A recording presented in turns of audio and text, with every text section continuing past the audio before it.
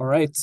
Hey, everyone. Thanks for joining the Products That Count New York City chapter for the August edition of our webinar series. I am super excited to share today's topic with you all, as well as our A-list guest, Luxi Huang.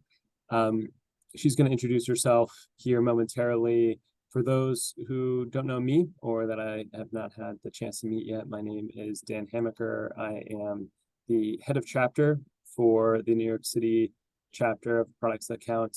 I am also in product myself. I am a senior director of product management at a company called Intap, with offices here in New York, as well as a few other locations globally.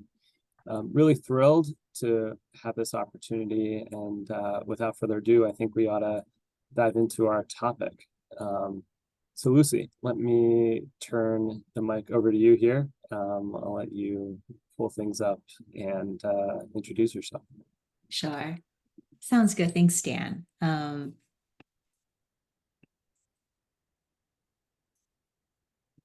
Wonderful. So thank you for spending your hump day with us. And today the topic is around crucial skills for product leaders. And the way that I really think about today is that I would love to provide you with some of the tactical tools that you can bring back, whether you're leading a team today or you're aspiring for that promotion and becoming the product leader. And those are some of the hard-earned mistakes and lessons along the way that I hope to share with you so that you may not have to make them as I had in the past. As Dan mentioned, so we'll break it down today. We'll just break it out into 3 sections. We'll talk about, what does it mean to be a people manager? That's the first piece. And then diving into 2 topics that's very important for people managers. One is team leadership, and then, of course, coaching and development. As Dan mentioned, so here I am, Luxi Huang. I most recently was leading product and engineering at Storyblocks, which is a video creation tool. And then previously was also the VP of product at CB Insights. I was there from when we were about a $5 million company. In 4.5 years, grew to $75 million. So had the opportunity to build the product team from scratch there to a team of 13. So yeah, I've led various team sizes from smaller teams of 3 people to when I had both product and engineering, that was 55 folks. So the techniques are different, and happy to share them, and be a resource as you are on your own journey. I would say with team building, it's everything from, you can see, celebrating, having a cake, sticking my neck out for the team to take them out for a day in the summer, as well as critical conversations, right, around performances, setting standards. It's all of the above to be a leader of the team. So yes, that's a little bit about me, but let's turn it over to things that you care about and why you showed up today. So yeah, I would say the first part is, let's talk about, what does it mean to be a people manager? That is a question that I get quite a bit, whether it's an engineering manager or today in the kind of the product, the more PM audience, from product teams, engineering teams, and design teams. So the first piece I'll say is, if this is you, right, it's like you could be a kick butt PM who's getting promoted from within the company. And sometimes, I found myself and others in the space is that as you're getting promoted from within, sometimes you'll end up leading some of the former peers who are now becoming your direct reports. You may be leading folks who have been in the company longer, who might have even more years of product experience. But the reason I'm saying this is that all of these could be situations that could come up, but you are being put in a position for a reason, right? So you're adding value, and there's a reason that you are managing a team and getting promoted, so to speak. And of course, some of the newer challenges that comes with the promotion, which we will dive much deeper into, is around how do you lead with credibility, gaining trust from a team, some of the newer skills like critical conversations that you may not have to have in the past. So that's a little bit of like the situation that I've been in, and some of you may be in as well today. One of the frameworks I do like, and I put a little link down there, it's from Ravi Mehta. He used to be the CPO at Tinder at one point, is when we're thinking about transitioning skills. I'm using this as an example as a senior PM going to maybe a group PM, but I think that it stands also for directors as well. I would say the 2 kind of crucial pieces about, how does your skill and core competencies evolve over time? They do build over time. So the 2 that you can see is that, the newer skill, and in the purple, where I have coached others you will spend more time in terms of team leadership, right? That is a part of your job description now. So you will be spending more time. Well, and what does that mean, right? So you have 24 hours in a day. So that does mean that some of these the craft of product management, the technical side, the craft of product management, where you used to spike a lot, you still need to know your craft, right? We all need to know our craft to be able to coach others, but you will end up, that's where more delegation and teaching the craft comes from. And that's exactly the two areas we'll focus on today. And this is an awesome framework. This is something I wish, as I was making this transition in my own career, I had a little bit more visibility into. I think it's an important part of this growth in a PM's life cycle to call out. And one thing that I'm curious about here, and I have a question I should have mentioned at the top. Please feel free, anybody who has questions throughout this conversation, please feel free to add those to the chat and we'll be happy to address them along the way. A question here for me. So, you're probably getting this promotion because as a senior PM, you've done a great job landing some large initiatives at your company and delivering some large products that may still be within your remit. Lucy, how have you seen PMs successfully hand off the day-to-day management of products that they've taken from 0 to 1 so that they can do a little bit more time on leadership and transition to a coaching pattern around execution? Yeah. So both for myself and also I've seen for other PMs, it's this, you're sometimes even some of the group PMs, as an example, can also be coach and player at the same time, right? So then it's like, how much are you coaching? How much are you playing? Or if you're transitioning fully to a people manager role, how do you transition that? I would say, and we'll go into it more, so put a pin on it, but right now I would say part of it is that clarity that you're providing. So both managing up and managing down. And what I mean by that is providing the clarity of saying that I am in right now I'm in this transition period, and here are the areas that I intend to focus on. Here are the areas that I intend to not focus on. So I would say, or maybe not to say not focus on, but here are the responsibilities. I'm still managing this product, and here's how I intend to ramp up with my team of like 2 to 4 PMs as an example. And I would have that conversation initially kind of upward. So if you have a CPO or a VP, for example, on the team, I would have that conversation to set expectations first to say, hey, here's the transition period. Can you help me out? Right? Like loop in, kind of have them mentor you as well. And then from there on, once you know this, then you can talk to your team so that your team's expectations, right? Your associate PMs, your PMs, they aren't expecting you. They also have certain expectations of you, but I think that alignment is really important as you're writing out that transition plan over the next, call it 1 to 3 months. Love that. Awesome. Great. Let's keep going. So far we talked about this, and then I won't go into all of this, but I will just say that one of the surprising things about leadership is about knowing yourself enough, and then knowing about your organization before you start leading others. And throughout this conversation, I'm a very nerdy book reader. So if that's also your style, or audiobooks, you'll also see recommendations here.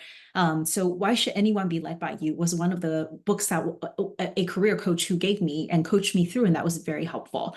TLDR though, what I mean by starting by knowing yourself, even when we say knowing your strengths and weaknesses. So, if we were to go back to this, if I knew that I haven't led a team before, I don't spike there just yet. Those are the types of things to kind of know yourself really well. If you know that you're not super great in terms of product processes, totally fine, right? We say that individuals can be spiky, right? Everybody has strengths and weaknesses, but you want to build a pretty round team.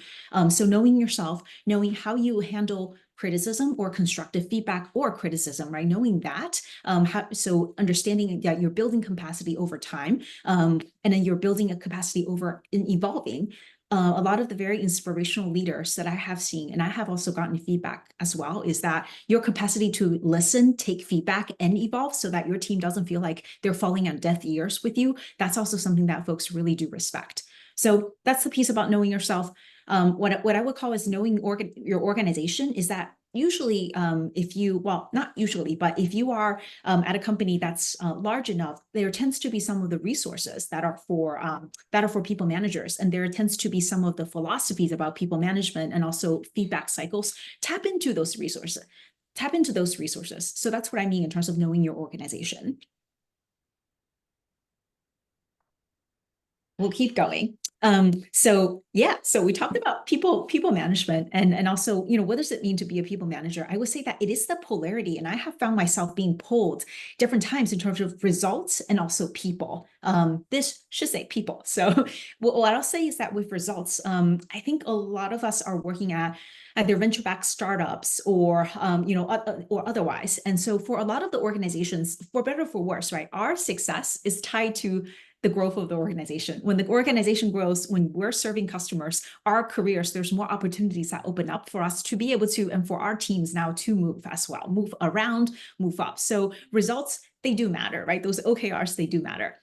At the same time, people don't necessarily get inspired by results. So it is, you are the person, people work hard because of shared results, not because of this entity, I would say. So the reason I want to point those out is that, in your career, as you kind of aspire to become a people manager or are managing folks, sometimes, when you're leaning a little bit towards one way. So for example, I've had a situation where one person is to say, I need to advocate for my team, but whether or not the results are there for the team, right? So that is leaning way too much towards on the people side of things.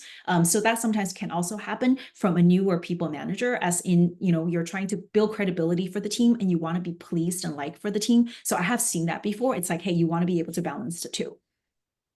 Yeah, I think that's a really interesting point. I think in my experience, a big part of motivating people is relating the company goals back to goals that are also tangible and important to that individual or to multiple folks on your team in some cases, right?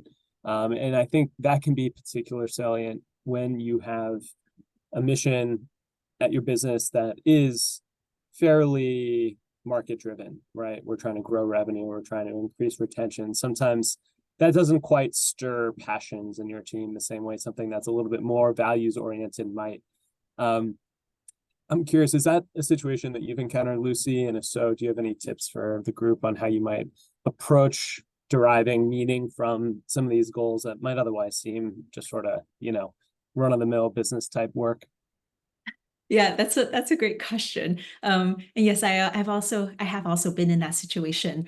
I'll just say this, for example, I'll just use a past example. CB Insights, we served the investment professional, was one of our, so that might not be, that's not climate tech out there. So, so I'll say that one of the pieces is that I tend to go back to the customers, right? So there are two pieces. One was just being clear and embracing unapologetically. We all choose to work in this company, in this organization. We all know it's not climate tech or saving the world or space tech. So we know that. So, and we're still all here, right? So, and then the next piece would be, okay, well, we are here as product people and also engineers, like we care about the customers that we're serving, the users we're serving. So sometimes I would tie it back to, well, how are we actually enabling our customers to do X? And because we're doing that, then the company revenue goes with it. So I think it's one is sort of embrace the fact that you're in this organization, and that can be more market driven. And then the second piece is also I tend to go back to the customers as that common language. Yeah, I like that. Yeah, really sort of level setting. Hey, we're all here. Let's do what we can to optimize this. Yeah, that's great. Cool. That's right. Yep. I'll just touch upon this pretty quickly, which is when we talk about delegation, and this will come up again, which is, when you're first getting promoted, let's say to a group PM, folks are like, okay, now Lucy's a group PM. It's like, okay, she has the title right now. So there are 5 levels of leadership, or 5 aspects of leaderships, if you will, like the levels each build on top of them. The second level, right, about relationship, about building trust. If you start to immediately delegate, be like, okay, Lucy's the group PM right now and she's putting stuff on my plate, fine, I'll do it because she has the authority, temporary authority. But people will, as you're motivating folks, and you'll just have a much easier time if you're truly building those relationships. And we'll go into that more. So as we're building relationships, this is where earlier kind of they're tying together, right? You're building relationships, but at the same time, you're building relationship and the organization has no results, right? Or where our revenue is slipping or something. That doesn't feel great, right? After several months or a year. So at the end of the day, people do get motivated by results. So as others have found here, have researched this topic a lot more. So you want to build those relationships, and we'll talk about the tips of doing those. You want to talk about results, how are we striving towards the similar kind of shared results? And then when we talk about it says reproduction here. It's like it is people development.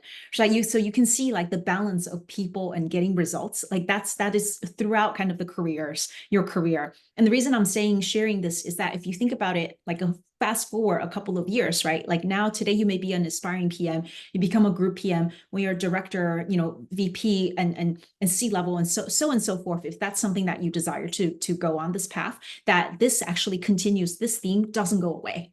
So that's a skill to continue to embrace. Yeah. Yeah. Cool. Awesome. So yeah, I'll just leave you by this, which is these two books. They're great if you want to have a read on the beach. So yeah, the definition of an effective manager is one who gets the results and keeps his or her people. So yeah, there you have it in terms of the manager's responsibility.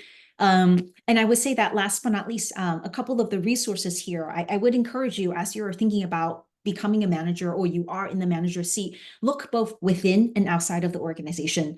Today, you're taking the initiatives to go outside of the organization, right? So you're already taking the initiative to take to look at the resource. But I would say within your organization, a lot of the times, and I am saying this because it wasn't the first thing that came to my mind. But sometimes some organizations, they do have a formal manager one-on-one training manager training. If that's available to you, that's great. Think about what are the mentorship programs that are available, whether or not it's within product management, but sometimes outside of product management too, because some of these I see going from an individual contributor to a manager. Some of these themes are pretty common and the pitfalls are pretty common, whether or not you're in engineering or product management, actually. So kind of think about your mentors as broader than just kind of your immediate group. Yeah, and then I would say outside of the organizations, right, like products that count, for example, there's plenty of books and podcasts. I have listed a few that I have personally read and find very helpful here. But yes, and consider me also as a part of your resource as well. Yeah, I love the resource listing, and I would just double click on that idea of expanding your circle of potential peers beyond just product managers or product management leaders, because as a leader now you've got a new set of responsibilities to other internal stakeholders and beginning to understand not only leadership tips and tricks, but also what those leaders need from their own organizations will also make you a better product leader. So definitely would endorse that tip from Lucy. That's a great one. All right, let's go into some of the toolkits here. So team leadership. We're talking about this piece, which is the spike that you're growing, new spikes that you're growing, team leadership part. And when we talk about team leadership, so we started off by saying, what is the end goal of a people manager, right? It's results and also developing your team, retaining your team, developing them. I would say that I've personally been in two situations. One is building the team from the ground up. That was CB Insights, sort of 0 to 13 PMs. So you may be in that situation. I would say that I'll lean a little bit heavier today in terms of lead or transforming existing team. That tends to be the more frequent scenario, but also point out kind of where are the areas that are a little bit different.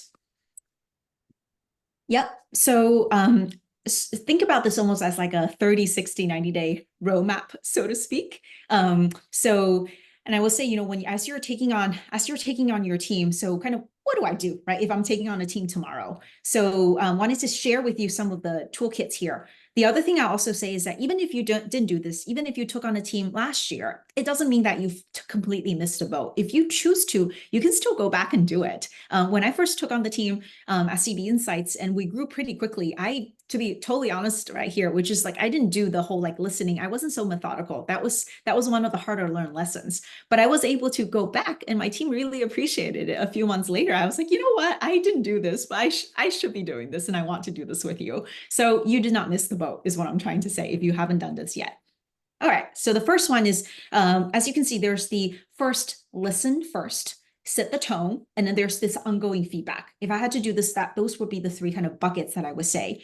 And you can see these two kind of pink asterisks here. I would say that if you're, this is the framework for when you're coming on, there's an existing team, there's a history, there's a culture already, right? The product team has been around for a bit with the engineering and design team as an example. But if you're building the product teams from scratch, you can still use this framework. There might just be a couple of areas that you don't have to do as much. One is, understanding your team, because you don't have a team, so you don't have to kind of do that part. And then the other part I would say is, when you're communicating back the observations of existing practices, strengths and weaknesses on the team, you don't have to, there is nothing for you to do that. But otherwise, though, like assessing the team's needs, like what do you need to do, and also communicate repeatedly, that's all across, whether you are, growing a team from 0 to 1, or if you are transforming, leading an existing team. And then the other part is, that's what I wanted to share here.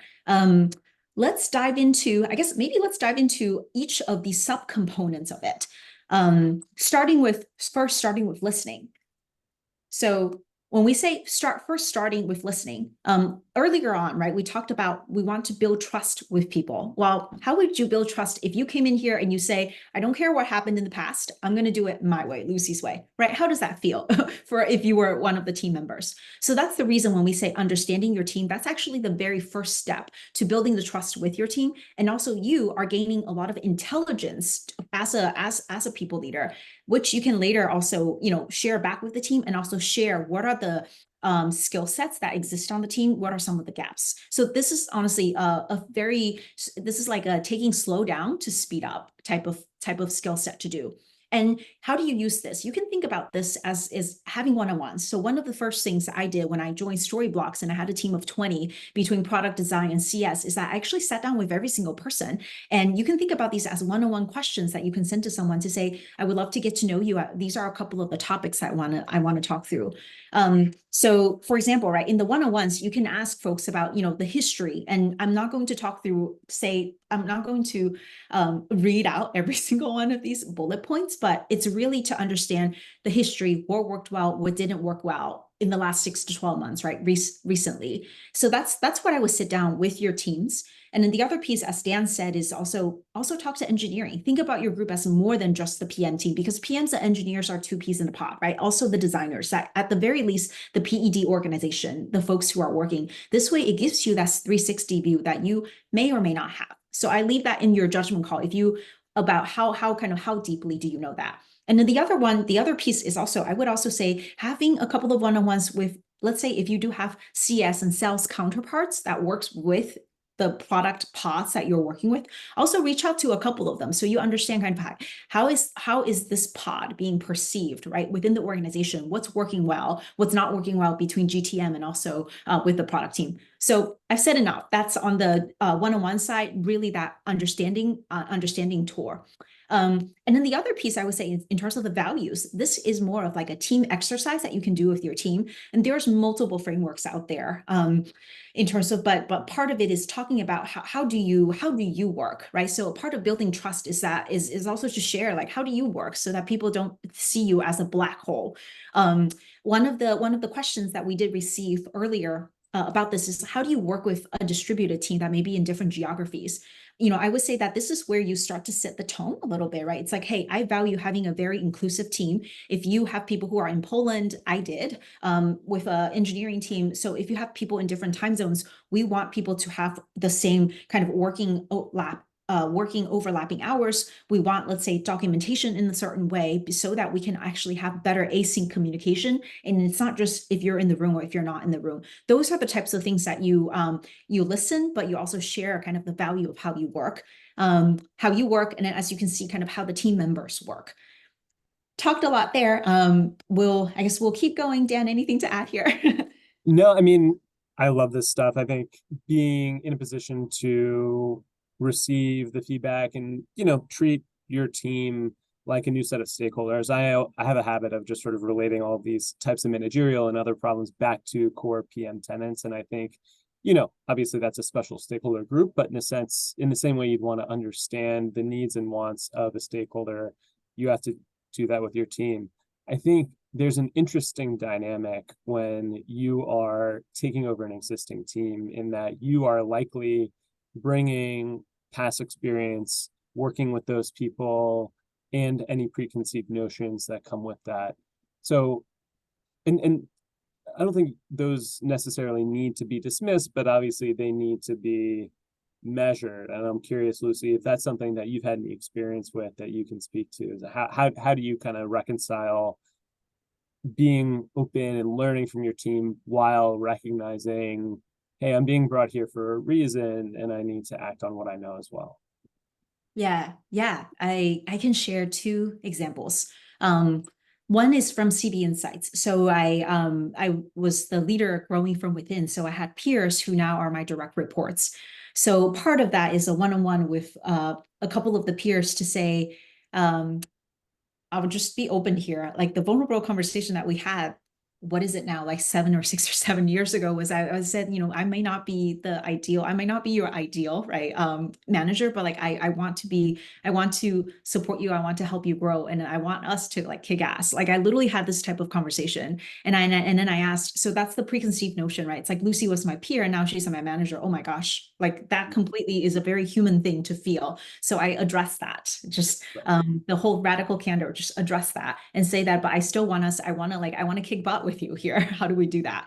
And then I also said that I want your feedback. Like this is not my 5th time being a manager. I want your feedback. So I think a part of it is that vulnerability and also building, just that builds, I believe that builds trust. So that's one example of becoming from a peer to a manager with a preconceived, so to speak, battling the preconceived notion. That's one example. And the next example I'll give is being at Storyblocks. So I was leading product and design and CS, and then I also then took on engineering. So the engineering leaders also, I should say the engineering team at the time also had fears whether or not this product person is going to come in and say like, there will be no like engineering initiatives. We will only do product work, right? So like that's a preconceived notion and also preconceived fear. I use the same technique, which is one, and you may choose to, your leadership, everybody's leadership style may be different, but my leadership style so far has been kind of what I call address the elephant in the Zoom, to say, if this is, I am now a leader for both engineering and product, and I am balancing the two. And when I'm looking at technical initiatives, I'm thinking about how does this benefit our customers and the company, and I will fight for what's right. Like that's the type of things that, so I think it's a very clear communication in terms of what are your values? What are your values, and how are you leading differently from before? Mm-hmm. Yep, I love that. The radical candor especially, and I think leaning into the challenge, not running away from it, but leaning into it and being direct and clear in your communication definitely resonates. So that's great. Thank you. Perfect.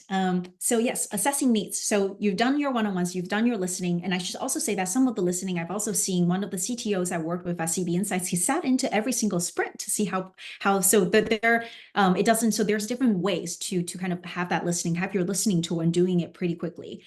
Now, when we talk about assessing the needs, so assessing the needs, what I mean by this is, do you have the right people on the team?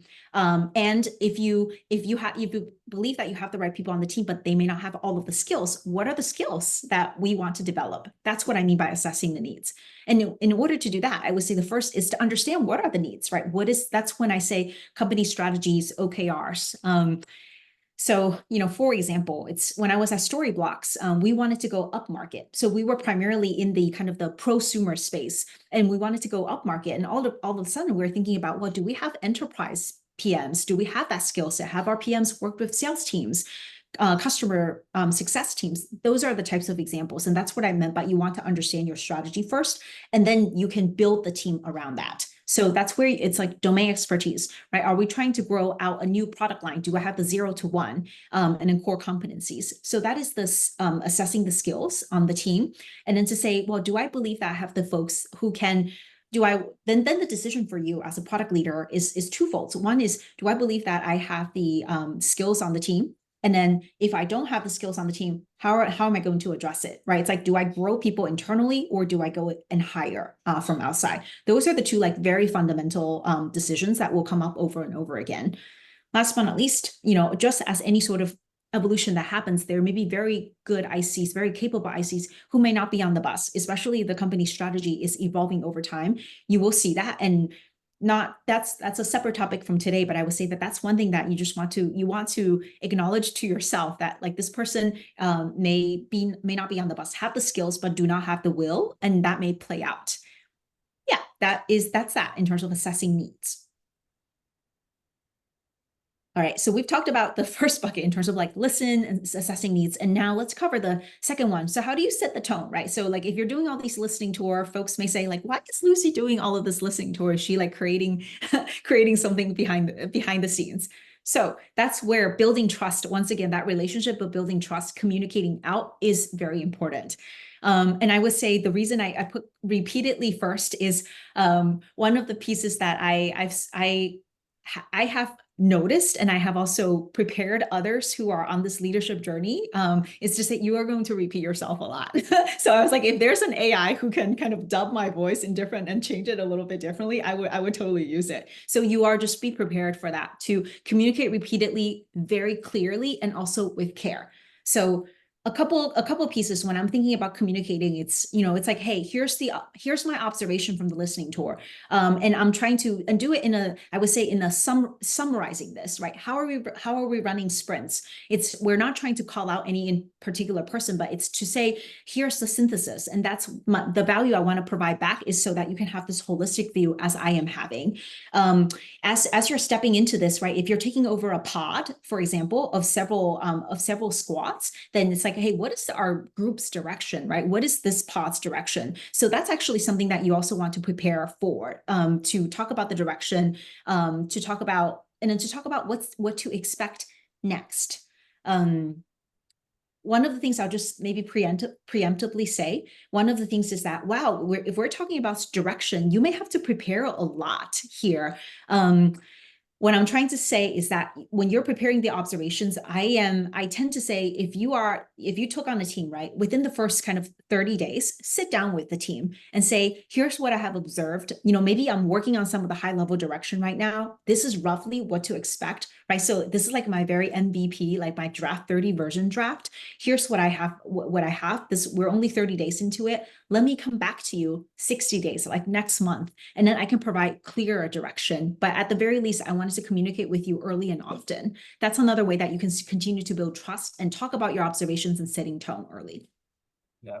And I would say, I think this advice applies in both directions, right? Because now you're going to have your own leadership as a leader that you need to manage up to in a proactive way, especially if you're entering this position newly.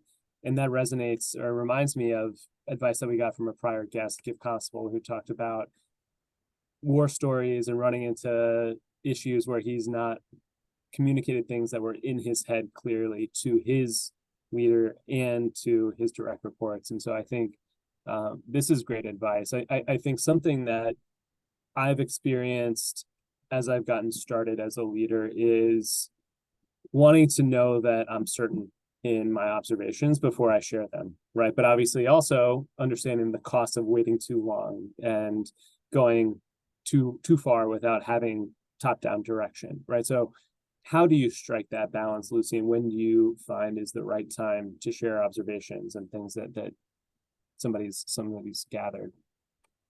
Yeah, that's tough, right, Dan? That is tough. I'll say two things. One is how you lead by example. Your team sometimes will follow your lead.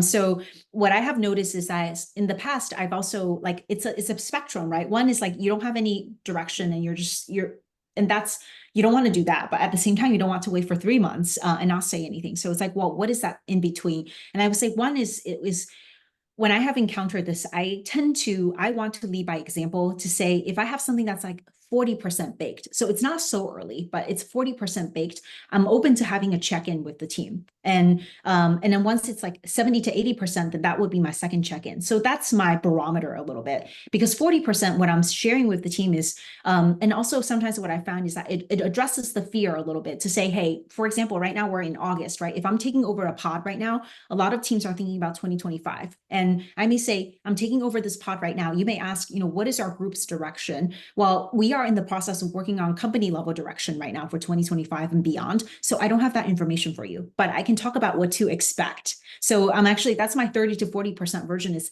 I don't have anything with you right now. Here's what we're working on at the company level. If there are themes at the company level, I can say them. And I would say, let me come back to you. So the reason that's what I do. And the reason I do that is I wanted to model this behavior because I tend to encourage my teams to share with me at the 30 to 40% in terms of like fast iteration. So I wanted to model that. And I've also communicated like to say, like, I want you to behave the same way with me because I actually really value that. Yeah, I love those as rules of thumb. I think those sorts of frameworks and things are very helpful. So that's great. Yeah. Awesome. Yeah. So we talked about communicating your observations. And I think I started out a little going into this a little bit, which is setting expectations. So maybe this is like the not so fun piece of of being a people leader, but that's a part of the course. One is you do have to set standards, right? Like you do have to set standards. You don't have to be a dictator in terms of setting standards. You can be collaborative, but you are expected to set standards. And these are simply examples of some of the things that I have done. So doesn't mean they're not meant to be prescriptive, right? So like even standards, the standards that I have set in the past would be like, well, what is our operating rhythm? What is our team's operating rhythm, right? So like, what are our one-on-ones? What are our team meetings? What do we do every sprint? And then what do we do with if you're taking over a pod, what do we do with the rest of the product team, the rest of the product and engineering team? So those are the type of operating rhythms. Some of them are already preset, right? As part of just the PED organization overall, but some of it is like, well, what's within your pod that you want to set that rhythm as well? So I would be the person to come out and say, here's my stake on the ground. How would you move the stake? Let's have a conversation there. So that's the operating rhythm. The second piece, once again, some of these operating standards may be set by like your CPO or VP, but if they don't exist, that's actually a perfect time for you to step up and lead as well.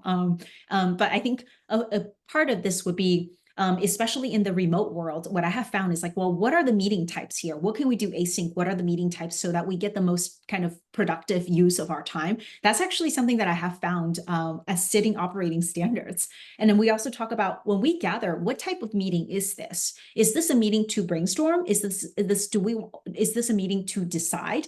Those are two very, very different types of meetings, and you prepare for them differently. What you don't want is to gather your pod of PMs of like, I don't know, 4 to 5 PMs. And if everyone's like if somebody's not prepared, then that means it's an indication to you as the leader to say, oh, I probably didn't set the standard there. Let me be more clear there. So yeah, so that's the operating standard.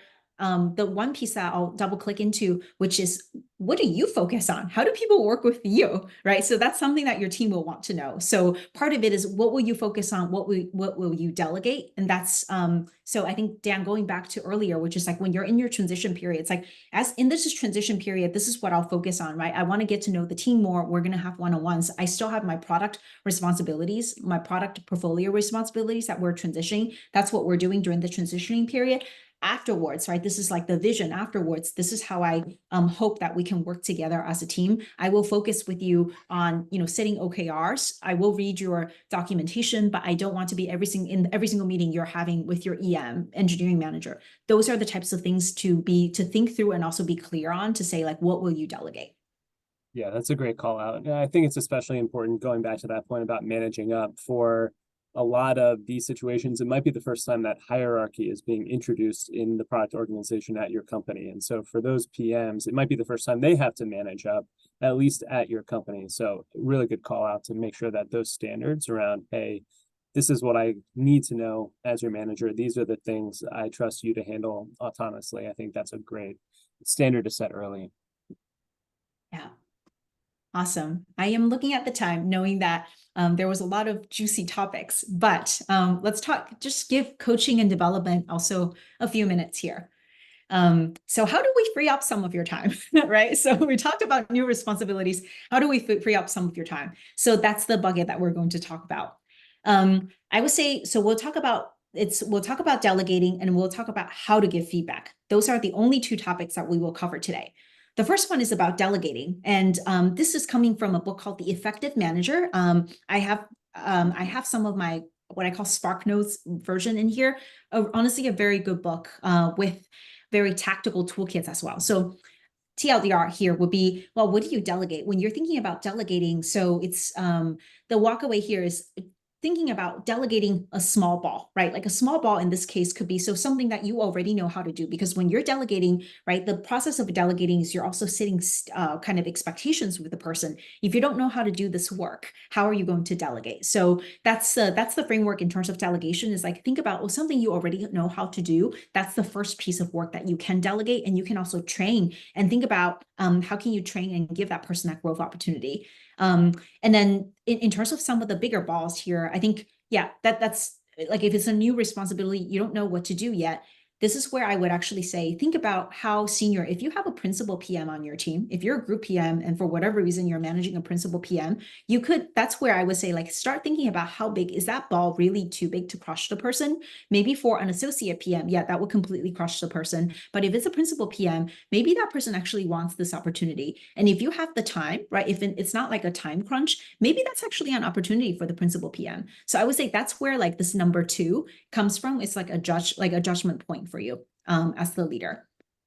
Last but not least, in terms of tactical delegation, I would say that it's this is like call it like a 4 to 5 step process, right? One piece, but this is very helpful because one piece is like, well, how do you ask to delegate, right? And sometimes it could feel awkward because you've never delegated, you've never had to delegate. Maybe you're delegating to a former peer.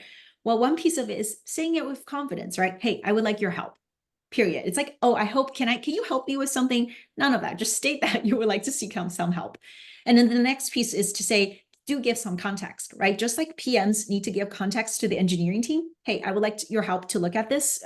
Give context about what's needed. And then the next piece, it talks about asking for acceptance. That's a very respectful way to say, like, what do you think about this, right? And then sometimes when you're delegating, it doesn't mean it's always a growth opportunity. Sometimes you're delegating something that's not so sexy, but you need this to be delegated. Just say that, to say, hey, can you do this for the team? I would like you to take this on for the team. Ask for acceptance, and then give details of the work.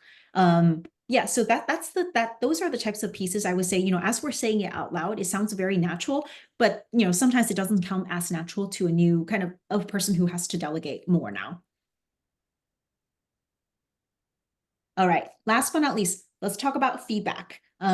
So what we say is that it's crucial conversation, very, very important. And then I think Dan and I both talked about radical candor a little bit by, I forgot her last name, but by Kim. This is some of the techniques in the book that have helped me a lot.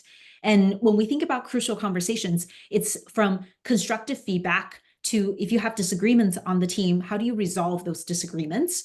And also, how do you say no, right? Like as PMs, we have to say no to features, right? Not just features, but problem statements, sometimes solution requests, feature asks. We have to be able to say no. And sometimes you have to say no to your team. How does that work, right? Sometimes the no to your team would be, your team may ask for a promotion. If you don't think this person is ready, that is a no, right? That is a no, not now. It doesn't mean not ever, but it just means not now. And here's what we need to do. That's a no, right, to the team. Or sometimes it also, depending on kind of the company, sometimes you're also talking about compensation type of questions. So that's the reason that you do want to have those skill sets in terms of crucial conversations. So those are examples in terms of crucial conversations.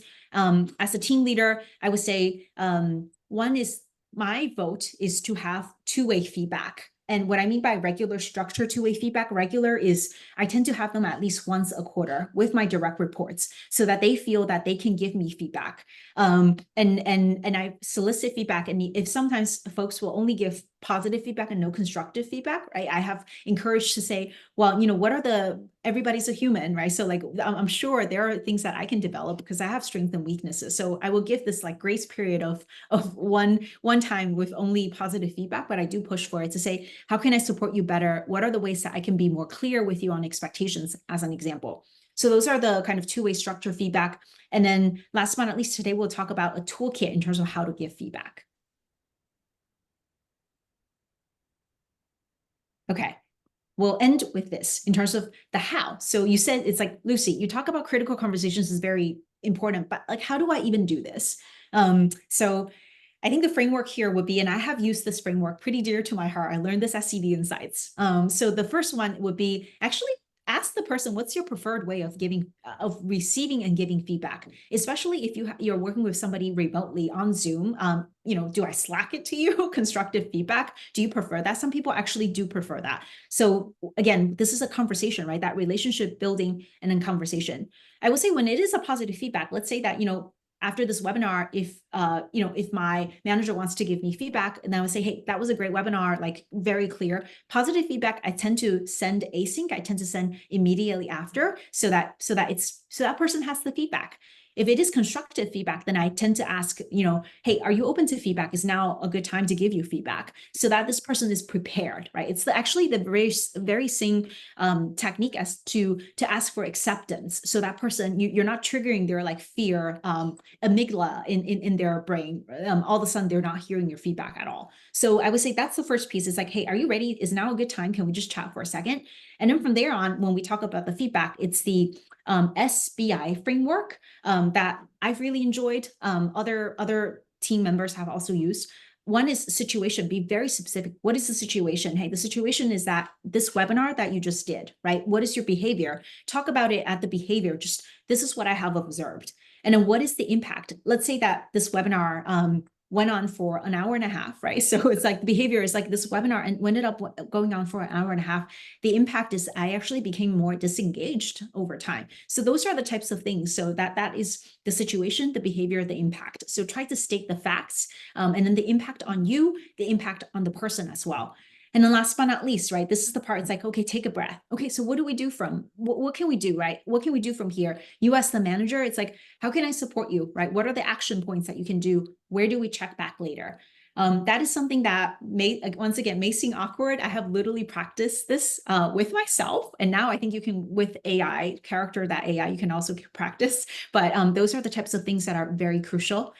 And with that, I will pass it. I will stop sharing screen. That is all the materials in terms of the crucial skills for product leaders. It's all really phenomenal stuff, Lucy. Thank you for taking us through so much really, really great advice and a lot of, I think, pretty comprehensive material. So we've got about 11 minutes, let's say, left here in the webinar. We're going to use the balance of our time for Q&A. So for anybody that has questions, please feel free to drop those into the Q&A here in Zoom, and we will go ahead and cover those. I see we've already had one submitted, so let's start there. Syed asks, how did you transition from finance to product? Sure, sounds good.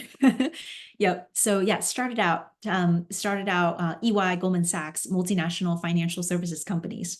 When I transitioned to product, this was in 2013, and I'm pretty sure in tech land, that's like the 1800s. So when I transitioned into product management is not what it is today in 2024. So the way I transitioned, there was no product that counts.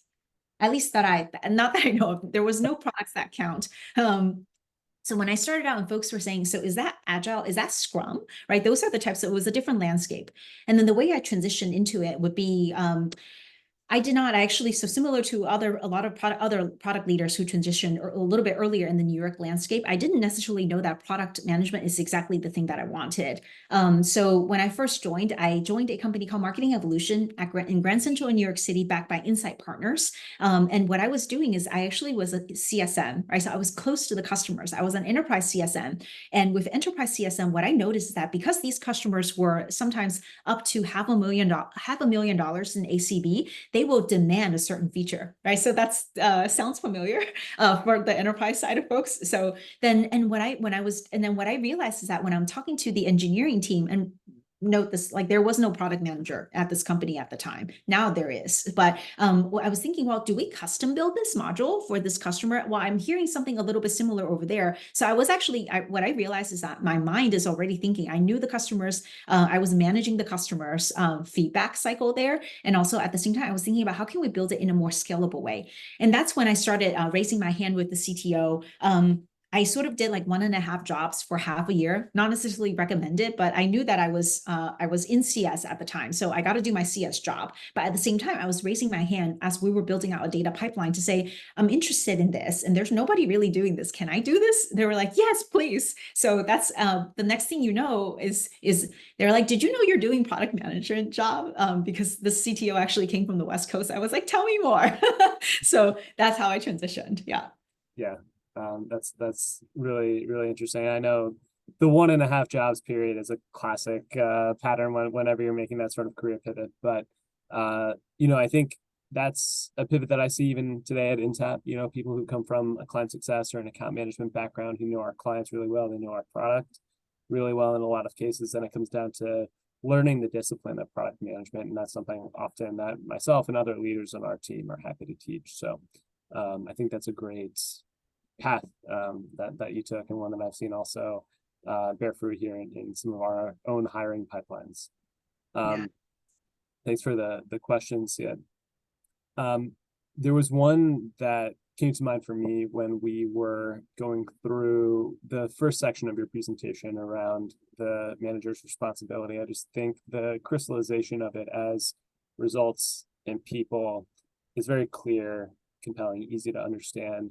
It does, though, raise a question that, again, is something I encounter as a leader, which is balancing the elevation of team members with sort of the ownership of results, right? And wanting to put your people in a position to receive accolades and praise, and certainly take accountability when things come up short, but also to shield them from undue scrutiny, let's say, that might be better handled at higher level conversations among management.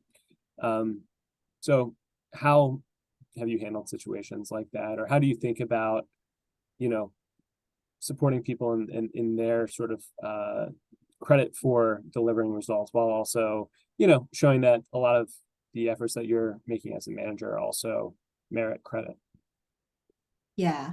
If I let me give this a shot. If I understand this fully, so there are two pieces. One is like how do you give credit to the people that you're elevating your team? How do you give credit? And I think the other thing is that sometimes if we're talking about product strategy as an example, right, there could be a lot of scrutiny, a lot of views on product strategy. So how do you not necessarily take your team through the whole whirlwind of product strategy?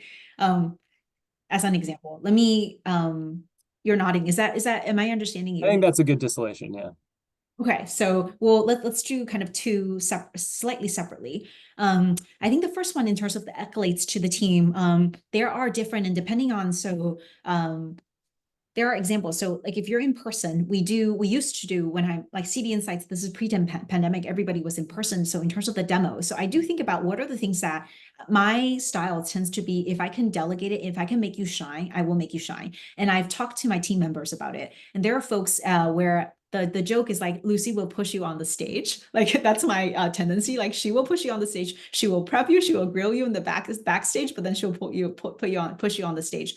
And I'm also mindful that some folks don't want to be pushed onto the stage. So then there's a little bit of that. So this is where I communicate my tendency to say, the way that I try to develop you is actually, I want you to have the spotlight, but if you don't want to have the spotlight, just let me know. So I know that. So that's a kind of that personal relationship. So I think if you're doing demos, if you are, we also do company MMC. So company, it's like a company level meeting when we're talking about the product. If I can, I actually hand the mic off, or any sort of QBRs, I hand the mic off. That's one. The second one would be when I have worked with sales teams a little bit closer in the past, where there's a conversation, a customer conversation, as long as it's not super high stake conversation, I actually want my team members to go. So I'm a little bit like the traffic control person, because sometimes the request will come to me to say that, can you sit on this call with this customer? But if I think that it's a growth opportunity and to also get closer to the customer, I will say, hey, let me actually bring somebody on my team, and I will train my team. So so it's kind of, it is I will grow you. I will train you backstage, and I'll push you onto the stage. I will train you in terms of how to talk to customers. What do they care about? Maybe they don't care about every single button when you're talking to them, but like, how do you talk about that? So that's the training that you need to do before you can make the team members shine. Similarly, when I'm talking to like when I have folks who are talking to our CEO, for example, like it's an annual strategy, and then we are going through different parts of the strategy with the executive team. It's the same thing, which is I will spend a good amount of time in terms of prepping. I will say, I'm going to put my CEO hat on now. I'm going to ask you, what are the milestones? How much revenue do we expect? For example, what do you need? Like I will ask those types of questions to prepare so that this person can shine. Which goes into the second answer for the second part of it, which is, when do I bring folks in? I think part of it is that when I think about like the brainstorming sessions with my executive team, that's where there's no reason to bring the whole team, so that's the shielding part, so to speak, like when everything is a whirlwind and you're trying, not everything, but like when there are things that you're trying to figure out. And once you have enough of clarity, like when I talk about like the 70-80% clarity, then I'll go to my team and say, hey, here's the direction. We want to have additional integrations. We want to integrate into every part of customer journey. That's one thing that we want to do. Go do the research, come back. So yeah, so those are the approaches. Love it. Great. We've got another question here from the audience. Do you set goals for yourself within the product space, either short or long term? Yeah. So we do. And it depends on I'll say this, it depends also on the type of company. I've worked with companies that don't sit a little bit less metrics driven, and then and it also depends on the type of product. So for example, at Storyblocks, we have a very like prosumer oriented product. So we are more metrics driven. So it depends on the company, also depends on the product. So let me use an example with Storyblocks, because there's both short-term and long-term. So, and the first thing is to define what's long-term. So long-term for me would be, I call it about 2 years. I don't like, because I'm in a growth stage company, I tend not to say like, what do we do 5 years from now? Because the market is changing. So I actually think about like long-term as like 2 years, maybe 3, but usually we just put it as 2 years. And then when we think about the short term, I think about it as like, what are the quarter? What are we doing this quarter? So that to me is short term. The only exception to that, which is a little only that is shorter, would be the growth product management side of things. Like if I'm running A/B tests, that is not something that we need to wait for an entire quarter. That's something that we can actually see within 2 to 3 weeks. So that's the only exception. But for everything else, call it your core product feature, so to speak, we look at it at a quarterly level to say what are the milestones that we're looking for. To set the one piece is that when we're setting shorter term goals, when I think about the product pyramid, right, which is at the end of the day, you want to retain customers, but retention is such a, like, just like NPS, it's so hard to grasp. So then when we think about this, I actually think about, well, what are we doing? Like, what are we doing? Are we working on search this quarter, right? Are a couple of pods working on search? So then we actually break it down to say, well, what are the search metrics that we want to see? How do we want to see, let's say, search success? That would be my short-term goal, because I know I'm working on this, which is the short-term goal. And then the next piece, then a little bit medium term, would say, well, how are the customers engaging with search after we do this work? Is the customer engagement with search the same? Is it more? And did it move the needle at all? I would say the longer term, of course, it's to think about, like, there are some of this goes into retention. There are also other types of product. Then I think about, for longer term, it's like, what are the product work that we are doing that's that you're expected to do, right? Because every year customers' expectations are going up, right? It's like you have to continue to invest into your product. What are the work that we believe can be a new SKU, that can increase your average contract value, for example? Is it a new data set? Is it a new product suite? And that's the stuff that's longer term in terms of setting like time product work as an investment into your revenue. Yeah, I think that part around tying it back to business outcomes is very critical. And you're talking the short term. Okay, how do we make progress towards our outcomes with some tangible deliverables that demonstrate our progress? And then, of course, long term, how are we measuring that impact in conjunction with the business? That certainly resonates based on my experience as well. Thank you again for that question. Cool. All right, this has been phenomenal, Lucy. I know we've got about 30 seconds here, just at 7, so we're right on time. Thank you so much for taking the time to join us here with Products That Count, New York City. We hope to see you again at some point soon. You're always welcome back. On that note, I did just want to share with the audience our agenda next month is going to be a little bit different. We are going live and in person. We're hosting an event at the space at Fabric in Tribeca. If you've not seen it, it's a phenomenal space. We're going to have a panel talking about AI agents, and this will be at the end of September. So shifting our schedule back a little bit from an early month webinar to a live event later in the month. But really excited to get back in person, supplements our online events with some in-person meetups going forward. So hope to see you all there if you've not registered already. But thanks, everybody. Thank you again, Lucy. This was super fun. We'll do it again sometime. Thank you all. All right.